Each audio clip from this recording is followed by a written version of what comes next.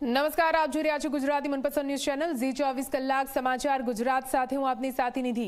મહત્વપૂર્ણ સમાચાર સામે આવી રહ્યા છે યુસીસીને લઈને। જી હા, ગુજરાતમાં યુસીસી લાગુ કરવા માટે કામગીરી શરૂ કરી દેવામાં આવી છે।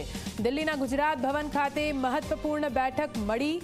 યુસીસી માટે બનેલી સમિતિના સભ્યોની બેઠક યોજાઈ છે। સુપ્રીમ કોર્ટના નિવૃત્ત ન્યાયાધીશની અધ્યક્ષતામાં બેઠક મળી છે। યુસીસીના ઉદ્દેશ્યો, અવકાશ અને રૂપરેખા અંગે ચર્ચા થઈ છે। સમિતિના અધ્યક્ષ રંजना દેસાઈ અને સમિતિના અન્ય સભ્યો નિવૃત્ત વરિષ્ઠ આઈએએસ અધિકારી CL Meena, advocate RC Kodekar, ભૂતપૂર્વ કુલપતિ દક્ષેશ ઠાકર અને સામાજિક કાર્યકર્તા ગીતાબેન શ્રોફ આ બેઠકમાં હાજર રહ્યા।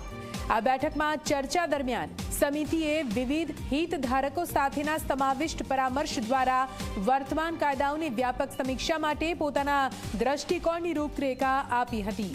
આનો ઉદ્દેશ્ય ગુજરાત રાજ્યના તમામ નાગરિકો માટે ન્યાય, સમાનતા અને સામાજિક સુમેળને સુનિશ્ચિત કરતું પ્રગતિશીલ અને સશક્ત કાનૂની માળખું વિકસાવવાનો છે।